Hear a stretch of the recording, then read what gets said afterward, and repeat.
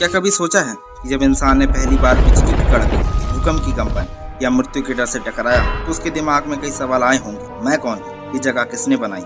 लोग मरते क्यों हैं? आखिर हम यहाँ क्या कर रहे हैं? ये प्रश्न इतने भारी थे कि उत्तर ना मिलने पर इंसान ने इन्हें किसी अदृश्य शक्ति से जोड़ दिया, जिसे भगवान कहा गया। और यहीं से धर्म की बुनियादें भरनी शुरू हुई। धर्म का जन्म ज्ञान से नहीं बल्कि अज्ञान से हुआ। 50,000 से 70,000 साल पहले ही मनुष्य ने भाषा की नींव रखी और सवाल करने शुरू किए, क्योंकि भाषा के माध्यम के बिना सवालों का कोई अर्थ नहीं बना। उस समय विज्ञान के अभाव में तर्क हार गया और कल्पनाएं जीतने लगी। किसी ने बिजली को देवता का प्रकोप कहा, किसी ने बारिश को भगवान का प्रश्न होना कहा, किसी ने कहा अंधेरे में भूत, किसी ने कहा मौत के बाद बिजली। और तब से लेकर अब तक लोग इन्हीं चीजों को मानते आ रहे हैं। वैसे तो धर्म का अर्थ होता है धारण करना। प्रश्न उठता है क्या धारण करना चाहिए? जवाब मिलता है करुणा, प्रेम, दया और नैतिकता। पर अगर धर्म का यही सार है तो फिर सबसे अधिक अपराधी धार्मिक ही क्यों होते?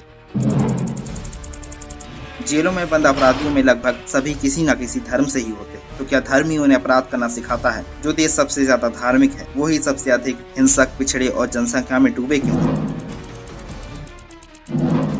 अगर धर्म नैतिकता का स्रोत है फिर कुरीतियां, कुप्रथाएं, बलि प्रथा, सती प्रथा ये सब धर्म के भीतर ही क्यों पनपी? क्या धर्म वास्तव में सिर्फ दिखावटी नैतिकता है, एक मुखौटा जिसके पीछे इंसान अपनी हिंसा, भेदभाव और अज्ञानता को छुपा लेता है? पर क्या तुमने कभी सोचा है कि जो धर्म ग्रंथ सब कुछ बताने और नैतिकता का एकमात्र स्रोत होने का दावा करते हैं, वे प्रश्न से क्यों डरते हैं? जो कथाएं सत्य कहलाती हैं वे विज्ञान से क्यों डरती हैं? शायद इसीलिए क्योंकि धर्म का सबसे बड़ा शत्रु प्रश्न होता है, और जहाँ तार्किक सोच होती है वहाँ आस्था को ठेस पहुँचने लगती है।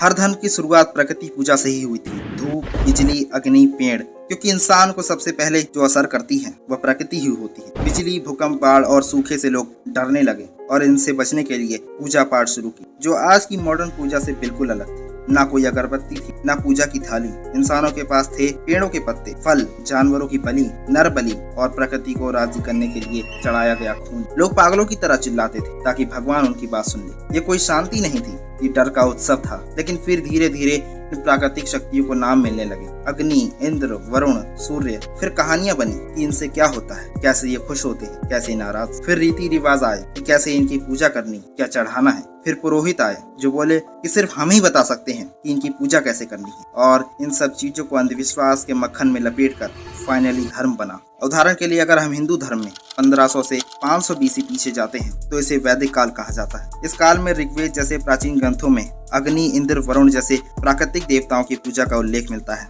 इस समय में धर्म का मूल आधार प्राकृतिक घटनाओं और मानव जीवन के अनुभवों पर था। समाज में यज्ञ और मंत्रों का बड़ा महत्व था, क्योंकि यह माना जाता था कि इनसे देवताओं को प्रसन्न किया जा सकता है। फिर 500 BC से 500 AD तक पौराणिक काल आया। इस दौर में धर्म में कहानियां, मिथकों और गहरी दार्शनिक धारणाओं का समावेश हुआ।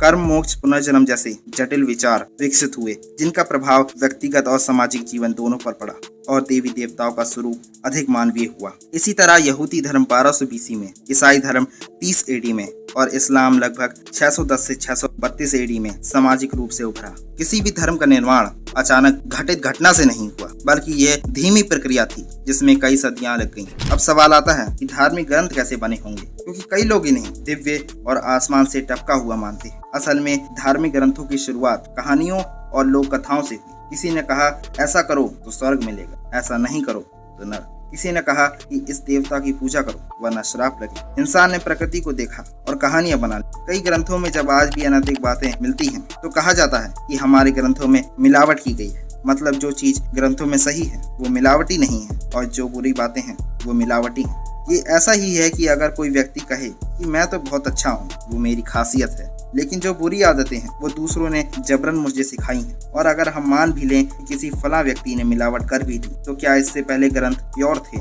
जैसे बाइबल, कुरान, वेद और पुराण ये मौखिक रूप से संचारित किए गए थे और सदियों तक इन्हें याद करके आगे बढ़ाया गया। लेकिन क्या मौखिक ज्ञान बिना बदले रह सकता है? मान लीजिए कि आप एक कहानी सुनते हैं और 2 दिन बाद उसे लिखने की कोशिश करते हैं। क्या आप एक एक शब्द हूबहू वही लिखेंगे जो आपने सुना? जाहिर है कुछ शब्द बदल जाएंगे, कुछ वाक्य आपकी समझ के अनुसार बदल सकते हैं। अब सोचिए यही प्रक्रिया सैकड़ों वर्षों तक चलती रहे तो मूल कहानी का अर्थ ही बदल सकता है। यही वजह है कि आज हमें रामायण, महाभारत, बाइबल, कुरान के कई वर्जन्स मिलते हैं भारत में ही अलग अलग क्षेत्रों में लिखी गई रामायण जैसे तुलसी की रामचरितमानस, वाल्मीकि की रामायण, कृतिवास रामायण आदि आपस में अलग अलग है। अगर कोई कहे कि हमारे पूर्वज ओरली नॉलेज पास ऑन करते थे इसलिए हमारे धर्म ग्रंथ प्योर हैं, तो यह तर्क पूरी तरह सही नहीं है, क्योंकि कोई भी मौखिक परंपरा समय के साथ बदलती है। गलतफहमियां, पर्सनल इंटरप्रिटेशन और सामाजिक राजनीतिक प्रभाव के कारण